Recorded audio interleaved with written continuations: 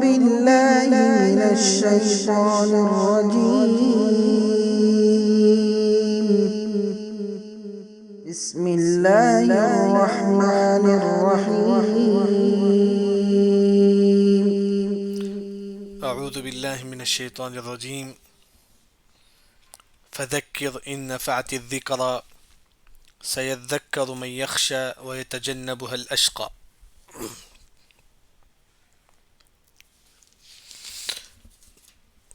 جیسا کہ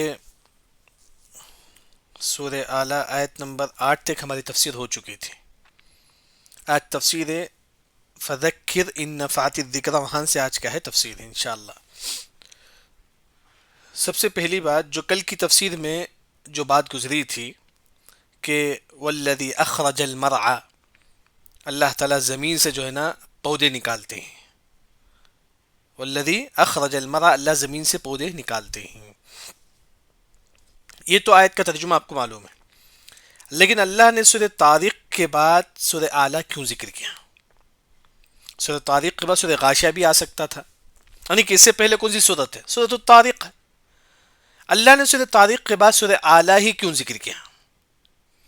کیونکہ اب سورہ طارق آپ پڑھیے، اس میں اللہ نے کیا فرمایا کہ والسماء ذات الرجع، آسمان بارشوں والا ہے، والارض ذات الصدع، زمین جو ہے نا پھٹتا ہے، صدع کا مطلب پھٹنا، یعنی کہ بارش آسمان سے آتی ہے، پھر زمین پھٹ کر جو ہے نا پودے نکلتا ہے۔ وہی اللہ نے فرمایا کہ جو پودے کیا ہوتی ہیں؟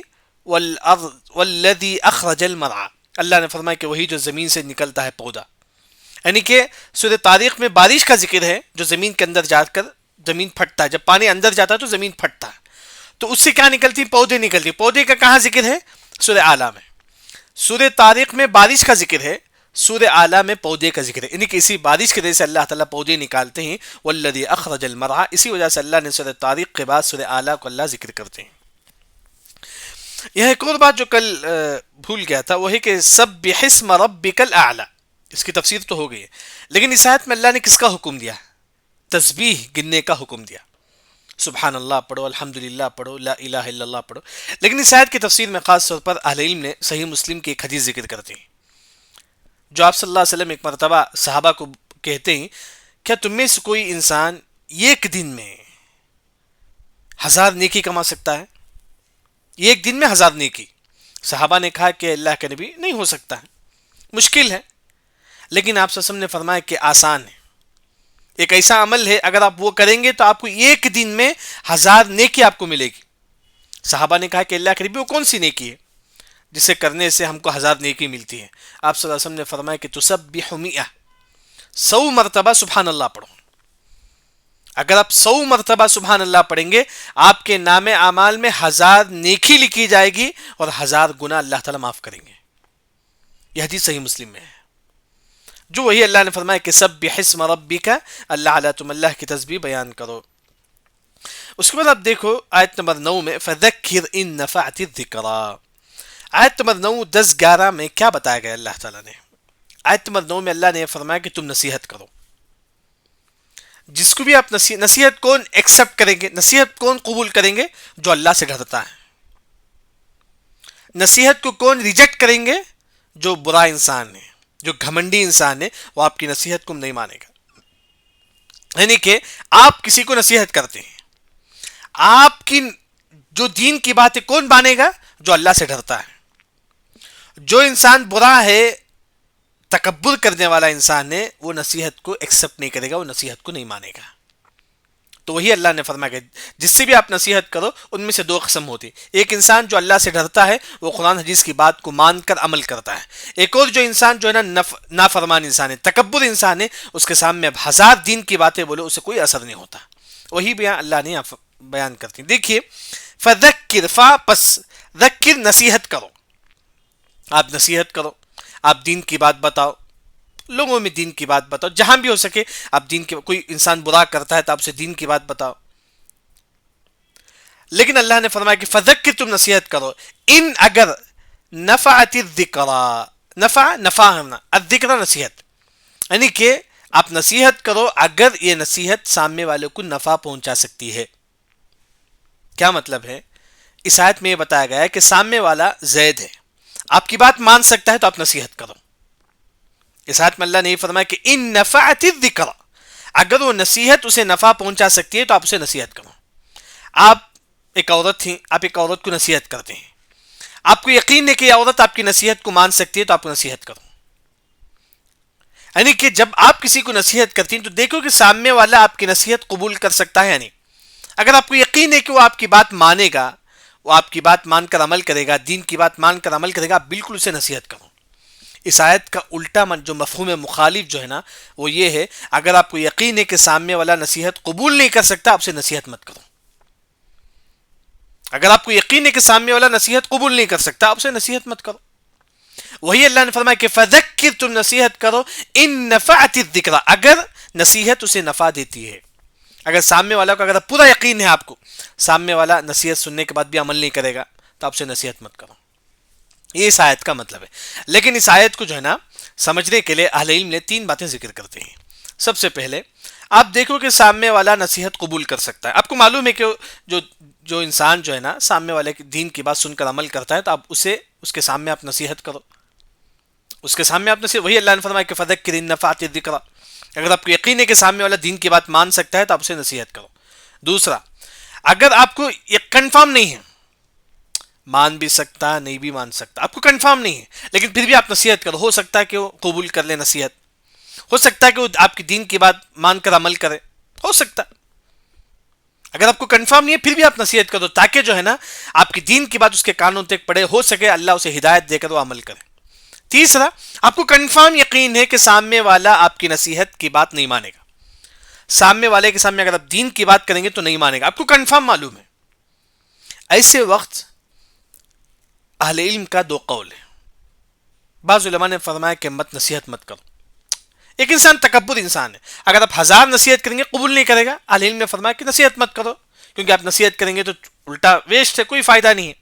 دوسرا جو قول ہے، آپ نصیحت کرو، سامنے والا کتنا برا انسان کیوں نہ ہو، آپ اسے نصیحت کرو، دین کی بات بتاؤ۔ کیوں؟ کیونکہ کم از کم آپ کو فائدہ ملے گا، کم از کم آپ کے حق میں وہ آپ کے نام عمل میں نیکی لکھی جائے گی، کم از کم آپ کے نام عمل میں۔ یعنی کہ فذکر ان نفعت الذکر، نصیحت کرو اگر نصیحت نفع دیتی ہے تو۔ اس کا 3 معنی ہے، ایک ہے کہ سامنے والا کنفرم معلوم ہے کہ نصیحت قبول کر سکتا ہے، آپ سے اس کے سامنے نصیحت کرو۔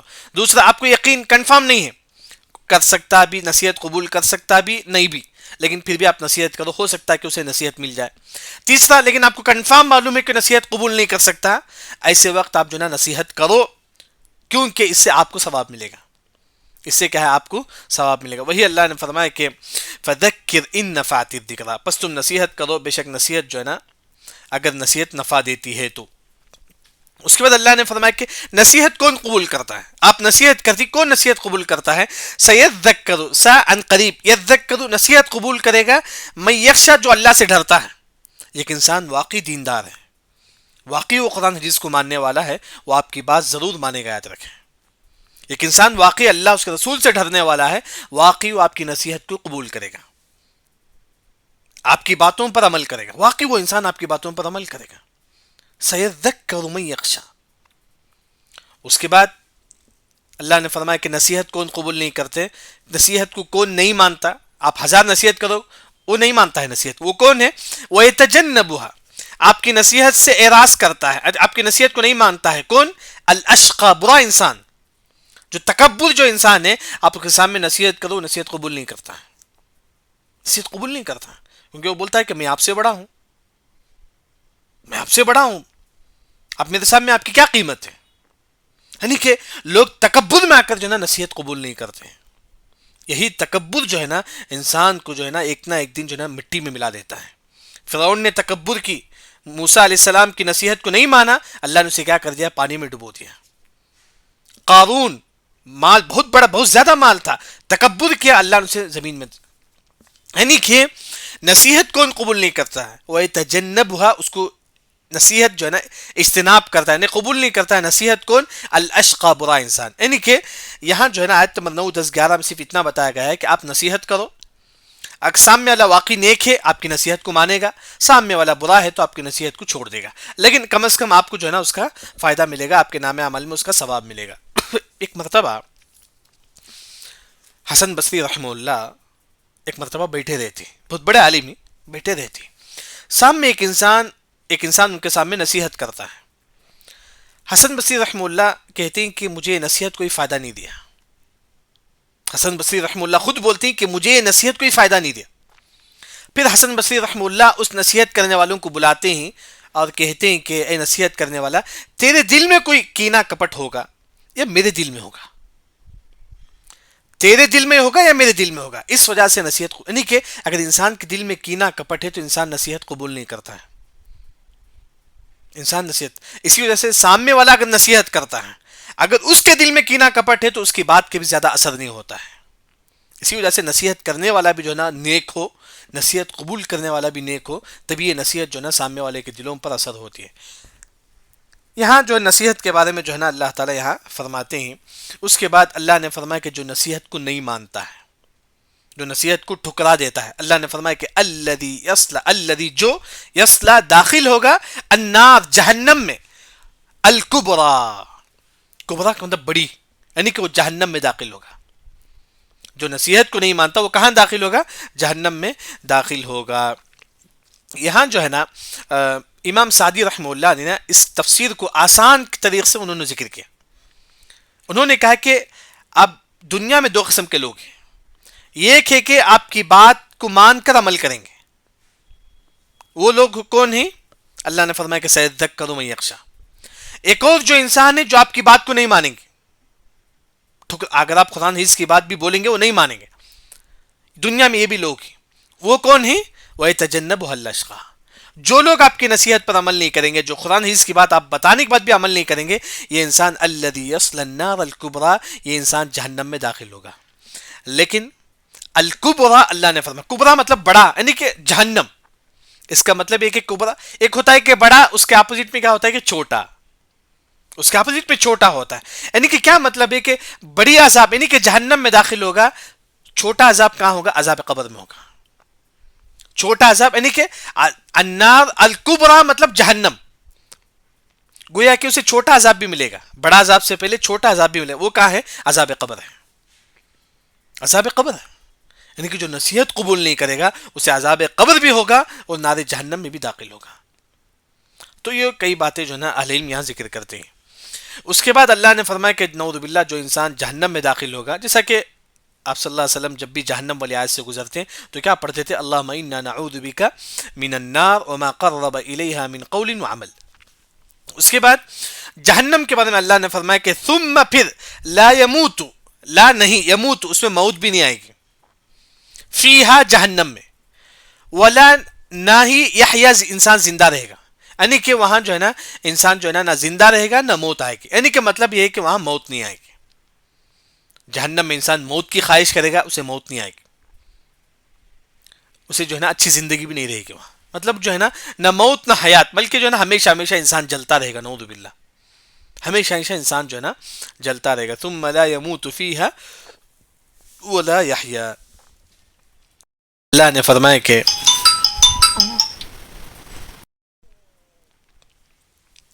اس کے بعد اللہ نے فرمایا کہ قد افلح من تزکا. قد تحقیق ہے، افلح کامیاب ہو گیا، قد تحقیق افلح کامیاب ہو گیا. کون انسان کامیاب ہے؟ من جو تزکا، جو نصیحت حاصل کرتا ہے. تزکا کا اصل جو معنی ہے اپنے دل کو پاک رکھنا. تزکا کا اصل جو معنی ہے اپنے دل کو پاک رکھنا. کتنے چیزوں سے؟ 3 چیزوں سے. ایک ہے شرک سے، دوسرا بدعت سے، تیسرا کینہ کپٹ حسد بغض نفاق نفرت، تمام چیزوں سے. اللہ نے فرمایا کہ قد افلح من تزکا، وہ انسان کامیاب ہوگا جو اپنے دل میں کینہ کپٹ حسد نہیں رکھتا. قد تحقیق افلح، وہ کامیاب ہو گیا. من تزکا، جو تزکا مطلب پاک کرنا، یعنی کہ اپنے دل کو پاک کرتا ہے. کس سے؟ شرک سے، بدعت سے، نفرت سے، کینہ کپٹ سے، نفاق سے، بغض سے، تمام سے. ہاں لیکن کیسے پاک ہوگا دل؟ دل کب پاک ہوگا؟ ہمارے دلوں میں کینہ کپٹ نفرت، وہ کیسے پاک ہوگا؟ اللہ نے فرمایا کہ وَاذْكُرِ اسْمَ رَبِّهِ فَصَلَّى. وَاذْكُر، تم ذکر کرو، اسم ربی، اپنے رب کے نام کا. یعنی کہ تم اللہ کا ذکر کرو. سبحان اللہ. یہ ذکر ہمارے دلوں سے کینہ کپٹ حسد نکال دیتا ہے. اور فصلا تم نماز کا اہتمام کرو. یعنی کہ اگر آپ یہ چاہتے ہیں کہ تزکا یعنی کہ آپ کا دل پاک ہو جائے تو آپ کو دو کام کرنا ہے. یہ وذکر اسم ربہ فصلا اور نماز پڑھنا ہے. یعنی کہ قد افلح من تزکا کی تفسیر میں اہل علم نے فرمایا کہ اگر کوئی انسان اپنے دل کو کینہ کپٹ حسد یعنی کہ اپنے دل کو پاک کرنا چاہتا ہے تو اس صورت میں جو بات بتائی گئی ہے اس پر عمل کریں. اس صورت میں اللہ نے جو بات بتائی گئی اگر آپ اس پر عمل کریں گے گویا کہ آپ من تزکا میں آپ کا شمار ہو جائے گا. اس صورت میں اللہ نے کیا بتایا؟ سب سے پہلے اللہ نے فرمایا کہ سبح اسم اللہ کی تسبیح بیان کرو. اگر اب انسان تسبیح بیان کرتا ہے تو اس کا دل جو ہے نا کینہ کپٹ اس کا دل جو ہے نا تزکا یعنی کہ اس کا دل پاک ہو جاتا ہے. دوسرا اللہ نے فرمایا کہ جو ہے نا اگر آپ کے سامنے نصیحت کی جائے تو آپ سے قبول کرو. اگر آپ کے سامنے کوئی دین کی بات بتاتا ہے آپ کتنے بڑے کیوں نہ ہو آپ کتنے بڑے کیوں نہ ہو اگر آپ کے سامنے کوئی انسان دین کی بات بتاتا ہے آپ اسے مانو. اگر آپ اس کو مانتے ہیں گویا کہ آپ من تزکا میں آپ کا شمار ہوگا. تیسرا اللہ نے فرمایا کہ وذکر اسم ربہ تم اللہ کا ذکر کرو یعنی کہ چلتے پھرتے اللہ کا ذکر کرو اور نماز کا اہتمام کرو. کتنی چیز ہوئے؟ 4 چیز. ایک ہے کہ تسبیح، دوسرا نصیحت قبول کرنا، چوتھا اللہ کا ذکر کرنا، پانچواں نماز کا اہتمام، چھٹواں بل تؤثرون الحیات الدنیا تمہارے دلوں میں دنیا کی تمہارے دلوں میں دنیا کی محبت نہ ہو. بس اگر ہمارے دلوں میں دنیا کی محبت نہیں ہے تو اللہ تعالیٰ جو ہے نا ہمارے دل کو تزکا بنا دیتا ہے یعنی کہ ہم لوگوں کو قبل افلح من تزکا میں ہمارا شمار کر دیتا ہے. دنیا کی محبت ہمارے دلوں میں نہ ہو. تو یہ باتیں دیکھیے ترجمہ خد تحقیق افلح کامیاب ہو گیا من تزکا جو اپنے دل کو پاک کر دیا. دل کو پاک کرنا ہے. وَذْكُرِ اسْمَ رَبِّهِ فَصَلَّى وَذْكُرْ تم ذکر کرو اسم ربی اپنے رب کے نام کا فصلى تم نماز کا اہتمام کرو یعنی کہ ذکر بھی کرو اور نماز کا بھی تم اہتمام کرو. یہاں دیکھیے اللہ نے فرمایا کہ وَذْكُرِ اسْمَ رَبِّهِ فَصَلَّى تم اللہ کا ذکر کرو فصلى اور نماز پڑھو. شیخ ابن عثیمین رحمہ اللہ نے اسے ایک قاعدہ ذکر کرتے ہیں. فصلى کیا ہے؟ نماز ہے. نماز سے پہلے اللہ نے کس کا حکم دیا؟ وَذْكُرِ اسْمَ رَبِّهِ یعنی کہ نماز سے پہلے اللہ نے ذکر کا حکم دیا. گویا کہ اہل علم نے فرمایا کہ ہر عبادت سے پہلے ذکر ہے. جس طرح ہر عبادت سے پہلے ذکر ہے. نماز سے پہلے کیا ذکر ہے؟ وضو میں نماز سے پہلے ہم وضو کرتے ہیں تو وضو سے پہلے ہم کیا بولتے ہیں کہ بسم اللہ. عمرہ کرنے سے پہلے ہم کیا بولتے ہیں کہ لبیک اللہم لبیک. روزہ جب افطار کرتے ہیں سب سحری کرتے ہیں ہم کیا بولتے ہیں؟ بسم اللہ. یعنی کہ ہر عبادت سے پہلے اللہ کا ذکر ہے. وہی اللہ نے فرمایا کہ وَذْكُرِ اسْمَ رَبِّهِ فَصَلَّى وَذْكُرْ تم ذکر کرو اپنے رب کا فصلى تم نماز پڑھو. یعنی کہ گویا کہ نماز سے پہلے تم اللہ کا ذکر کرو. وہ کون سا ہے؟ وضو سے پہلے کی جو دعا بسم اللہ. اسی طرح جو ہے نا کھانا بھی ایک عبادت ہے. اگر آپ کھانے سے پہلے بسم اللہ پڑھیں گے یعنی کہ ہر چیز جس سے پہلے اگر انسان اللہ کا ذکر کرتا ہے تو گویا کہ وہ جو ہر عبادت سے پہلے اللہ کا ذکر انسان کو کرنا چاہیے. اس پر اللہ نے فرمایا کہ بلکہ تؤثرون تم زیادہ مانتے ہو مطلب تم زیادہ ترجیح دیتے ہو الحیات الدنیا دنیاوی زندگی کو. تؤثرون کا مطلب اسے زیادہ دنیا کو زیادہ امپورٹنٹ دیتے ہو. بل تؤثرون بلکہ تم زیادہ امپورٹنٹ دیتے ہو الحیات الدنیا دنیاوی زندگی کو. ایک مسلمان اگر دنیاوی زندگی کو زیادہ امپورٹنٹ دیتا ہے تو اسے جو ہے نا آخرت میں نقصان ہوگا. یاد رکھیں جو انسان دنیا کو زیادہ امپورٹنٹ دیتا ہے اسے آخرت میں نقصان ہوگا. دلیل کیا ہے؟ آپ صلی اللہ علیہ وسلم نے فرمایا کہ من احب دنیا جو انسان دنیا سے محبت کرتا ہے دنیا کو زیادہ امپورٹنٹ دیتا ہے اضر بآخرہ آخرت اس کے لیے نقصان ہوگا. یاد رکھیں قیامت کی جو نا نقصان اٹھائے گا. یعنی کہ من احب دنیا جو دنیا سے محبت کرے گا آخرت میں وہ نقصان اٹھائے گا. ہاں من احب الآخرہ جو آخرت سے محبت کرتا ہے اضر بدنیا دنیا میں سے تکلیف آئے گی دنیا میں سے تکلیف آئے گی. یاد رکھیں بس ہم کسے امپورٹنٹ دیتے ہیں یہ دیکھنا چاہیے. اگر ہم دنیا کو امپورٹنٹ دیں گے آخرت ہمارے لیے نقصان ہوگا. آخرت میں ہم کو نقصان ہوگا. اگر ہم آخرت کو امپورٹنٹ دیں گے دنیا ہمارے لیے جو ہے نا نقصان ہوگا. وہی اللہ نے فرمایا کہ بل تؤثرون الحیات الدنیا، کیا دنیا سے محبت جائز ہے؟ کیا ایک مسلمان دنیا سے محبت کر سکتا ہے؟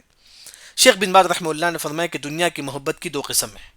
یہ ایک، آپ دنیا سے محبت کرتی ہیں کیوں؟ کیونکہ یہاں مجھے صدقہ و خیرات کرنے کا موقع ملتا ہے، یہاں مجھے جو ہے نا صلہ رحمی کا موقع ملتا ہے، یہاں مجھے ذکر کرنے کا موقع ملتا ہے، یہاں مجھے جو ہے نا نیک کام کرنے کا موقع ملتا ہے.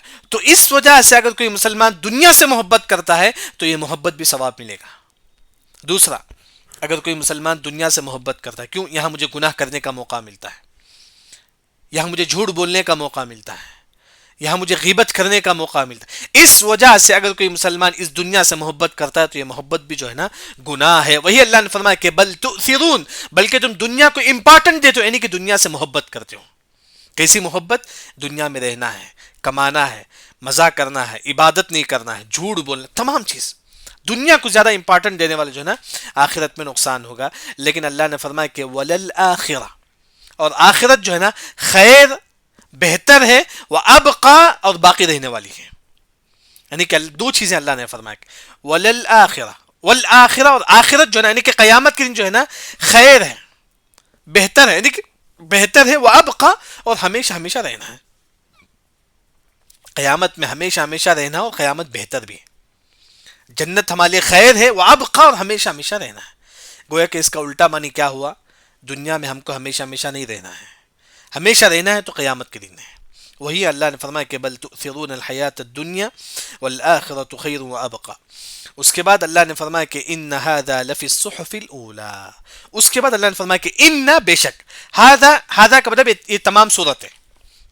سورۃ الاعلی میں جو باتیں بتائی گئی، جو باتیں بتائی گئی ہے وہ تمام چیزیں کہاں ہے؟ لفی ہے صحف الاولا، پہلے والے، اولا کا مطلب پہلا. صحف وہ کتاب جس میں لکھا گیا، وہ کتاب جس میں کچھ لکھا ہوا. یعنی کہ اس سے پہلے موسیٰ علیہ السلام کو کئی ایسے کتابیں دی گئی جس میں اللہ کی طرف سے تعلیمات لکھی گئی تھی. جیسا کہ میں کوئی کتاب لکھ کے آپ کو دیتا ہوں، اسے بولتے ہیں کہ صحف. یعنی کہ اللہ نے کئی ایسی کتابیں لکھ کر جو ہے نا موسیٰ علیہ السلام کو دیا تھا، اللہ تعالیٰ دیے تھے. تو وہی اللہ نے فرمایا کہ اس سے پہلے جو صحف، جو کتابیں جو گزر چکی ہے، اس میں بھی یہ تمام باتیں ہی جو سورہ اعلیٰ میں اللہ نے ذکر کیا ہے. سورہ اعلیٰ میں جو چیزیں، جو نصیحتیں اللہ نے ذکر کی ہے، یہ تمام باتیں اس سے پہلی جو امت کے پاس جو صحف تھا، جو کتابیں تھی، اس میں ذکر ہے. خاص طور پر اللہ نے فرمایا کہ صحف ابراہیم، ابراہیم علیہ السلام کا جو صحف ہے، وہ موسیٰ، اور موسیٰ علیہ السلام کا جو صحف ہے اس میں پایا جاتا ہے. ابراہیم علیہ السلام اور موسیٰ علیہ السلام کا جو صحف ہے اس میں یہ تمام چیز پایا جاتا ہے. کون سی چیز؟ مفسرین نے فرمایا کہ سورہ اعلیٰ جو ہے نا، سورہ اعلیٰ میں جو تعلیمات اللہ نے ہم کو بتایا ہے، سورہ اعلیٰ میں جو نصیحتیں اللہ نے ہم کو دی ہے، یہ تمام نصیحتیں ابراہیم علیہ السلام کی کتاب میں بھی تھا اور موسیٰ علیہ السلام کی کتاب میں بھی تھا. کیوں اللہ نے ابراہیم اور موسیٰ ہی کا ذکر کیا؟ یونس علیہ السلام کا کیوں ذکر نہیں کیا؟ کیوں ذکر نہیں کیا؟ داؤد علیہ السلام کا کیوں ذکر نہیں کیا اللہ تعالیٰ نے؟ کیوں خاص اللہ نے ابراہیم اور موسیٰ ہی کا ذکر کیا؟ یہاں اہل علم نے یہ کہتے ہیں کہ کیونکہ ابراہیم جو ہے نا یہ خلیل اللہ ہیں، اللہ کے دوست ہیں. موسیٰ کلیم اللہ ہیں، اللہ نے ان سے بات کیا ہے. یعنی کہ تمام لوگ ان کو جانتے ہیں. ابراہیم علیہ السلام کو جو ہے نا کافر بھی جانتا ہے، ابراہیم علیہ السلام کو کافر بھی جو ہے نا بولتا ہے کہ وہ توحید کے امام ہے. یہودی بھی، عیسائی، نہیں کہ تمام لوگ ابراہیم علیہ السلام کو جانتے ہیں. موسیٰ علیہ السلام کو بھی جانتے ہیں کیونکہ انہوں نے اللہ سے بات کی. کیونکہ جو لوگ بہت مشہور ہیں، تمام لوگ جانتے ہیں، اس وجہ سے اللہ نے فرمایا کہ صحف ابراہیم و موسیٰ. یعنی کہ گویا کہ میں بولتا ہوں کہ آپ کو شیخ سدیس نے ایسا فرمایا، آپ لوگ تمام لوگ غور سے سنیں گے کیونکہ شیخ سدیس کو سب جانتے ہیں. حالانکہ امام حرم اس کے علاوہ بھی ہیں، اسامہ خیاط حفظہ اللہ، کئی اس کے علاوہ امام حرم کئی، لیکن مشہور شیخ سدیس ہے. اگر کوئی انسان بولتا ہے کہ شیخ سدیس کے، تو تمام لوگ غور سے سنتے ہیں کیونکہ تمام لوگ جانتے ہیں ان کو. اسی طرح موسیٰ اور ابراہیم علیہ السلام کو تمام لوگ جانتے ہیں، بلکہ کافر بھی یہودی بھی مانتے تھے ابراہیم علیہ السلام. یعنی کہ تمام لوگ جانتے ہیں ابراہیم علیہ السلام کو. اس وجہ سے اللہ نے فرمایا کہ ابراہیم موسیٰ کا ذکر کیا تاکہ یہود و نصارہ بھی جب قرآن پڑھے تو سمجھ جائے کہ ان کی کتابوں میں بھی یہی تھا. ابراہیم علیہ السلام بھی اسی کا دعوت دیتے تھے، یہ قرآن میں بھی جو ہے نا یہی ہے۔ یا الحمدللہ جو ہے نا سورہ اعلیٰ کی جو ہے نا ایک عظیم صورت ہے جو آپ وسلم ہمیشہ جمعے کو پڑھا کرتے تھے۔ اس صورت پہ مختصر کیا بتایا گیا ہے؟ سب سے پہلے اللہ نے یہ فرمایا کہ تم اللہ کی تسبیح بیان کرو، کیونکہ اللہ تعالیٰ ساتوں آسمان کے اوپر ہے۔ پھر اللہ نے فرمایا کہ ہم نے انسانوں کو پیدا کیا اور اچھی طریقے سے اللہ نے انسانوں کو پیدا کیا۔ اس کے بعد اللہ نے فرمایا کہ ہم نے انسانوں کو پیدا کرنے کے بعد اسے زندگی جینے کا سلیقہ اللہ نے بتا دیا، ایسا کہ چونٹی جب پیدا ہوتا ہے اسے کیسا زندگی گزارنا ہے، فہدا، اللہ نے اس کو بتا دیا۔ اس کے بعد اللہ نے فرمایا کہ اس زمین سے اللہ تعالیٰ گھاس نکالتے ہیں، پھر وہ گھاس جو ہے نا کالا ہوتا ہے، لائٹ رنگ چینج ہوتا ہے، پھر کالا ہو جاتا ہے، یعنی کہ ایک گھاس جو ہے نا آخر میں آ کے سڑ جاتا ہے۔ اس طرح دنیا بھی جو ہے نا ایک نہ ایک دن جو ہے نا ختم ہونے والی ہے۔ اس کے بعد اللہ نے فرمایا کہ اے محمد، ہم جو ہے نا یہ قرآن تم پر پڑھتے ہیں، تم جلدی مت کرو۔ ہمارے نبی جو ہے نا قرآن جلدی پیچھے پڑھتے تھے، کہیں نہ بھولو۔ اللہ نے فرمایا کہ تم ایسا مت کرو، لیکن اللہ تعالیٰ جو ہے نا قرآن تمہارے سینوں میں جو ہے نا حفاظت سے رکھے گا، لیکن اللہ تعالیٰ جو چاہے تو آپ وہی بھولیں گے، اللہ تعالیٰ چاہے تو ہی جو ہے نا آپ بھولیں گے، جیسا کہ حدیث مشہور ہے۔ اس کے بعد اللہ نے فرمایا کہ انسان جو بھی کام کرتا ہے، چھپ کر ہو، لوگوں کے سامنے ہو، تمام اللہ تعالیٰ جانتا ہے۔ اللہ نے پھر یہ فرمایا کہ ہم نے اس دین کو آسان بنا کر پیش کیا۔ پھر اللہ نے فرمایا کہ تم لوگوں کو نصیحت کرو، جو بھی نصیحت حاصل کریں گے، یہ جو ہے نا نصیحت جس سے بھی آپ نصیحت کریں گے ان کی دو قسم ہوگی، ایک ہے کہ لوگ آپ کی نصیحت کو مانیں گے، ایک لوگ آپ کی نصیحت کو نہیں مانیں گے۔ جو لوگ آپ کی نصیحت کو نہیں مانیں گے وہ انسان جہنم میں داخل ہوگا، اور جہنم ایک ایسی چیز ہے نہ انسان کو وہاں موت آئے گی، نہ انسان ہمیشہ نہ زندہ رہے گا، یعنی کہ ہمیشہ جہنم میں رہے گا۔ اس کے بعد اللہ نے فرمایا کہ کامیاب انسان کون ہے؟ اللہ نے فرمایا کہ بے شک جو انسان تزکا، یعنی کہ اپنے دل کو پاک کر لیا گناہ سے، کینہ سے، نفرت سے، حسد سے، تمام سے، وہ انسان کامیاب ہو گیا۔ اس چیز سے بچنے کے لیے، اپنے دل میں کینہ کپٹ حسد سے بچنے کے لیے انسان کو جو ہے نا سب سے پہلے اللہ کی تسبیح بیان کرنا ہے، نصیحت کو قبول کرنا ہے، پھر اس کے بعد وذکر اسم ربہ، اللہ کا ذکر کرنا ہے، اور نماز کا اہتمام کرنا ہے، دنیا کو کبھی امپورٹنٹ نہیں دینا ہے۔ اگر یہ 5 چیز کریں گے، تزکا، ہمارے دل جو ہے نا خود بخود پاک ہو جائیں گے۔ اس کے بعد اللہ نے فرمایا کہ آخرت ہی ہمیشہ رہنے والی ہے اور باقی رہنے والی ہے۔ پھر اللہ نے فرمایا کہ یہ تمام باتیں جو سورہ اعلیٰ میں جو اللہ نے بیان کی ہے، یہ تمام جو ہے نا پہلے والی صحف میں، مطلب موسیٰ علیہ السلام اور ابراہیم علیہ السلام کے بعد جو کتابیں تھیں، اس میں تمام باتیں جو ہے نا اس میں جو بتائی گئی ہے، جس ٹاپک کی تھا جس میں بات بتائی گئی ہے، وہ تمام باتیں جو ہے نا ابراہیم علیہ السلام، موسیٰ علیہ السلام کی کتابوں میں جو ہے نا پائی جاتی ہے۔ الحمدللہ آج ہمارے سورہ اعلیٰ کی جو ہے نا تفسیر ہو گئی۔ بس انشاءاللہ خلاصہ جو ہے نا ایک 5 منٹ کے بعد خلاصہ ہوگا، انشاءاللہ 5:25 سے جو ہے نا خلاصہ ہوگا انشاءاللہ۔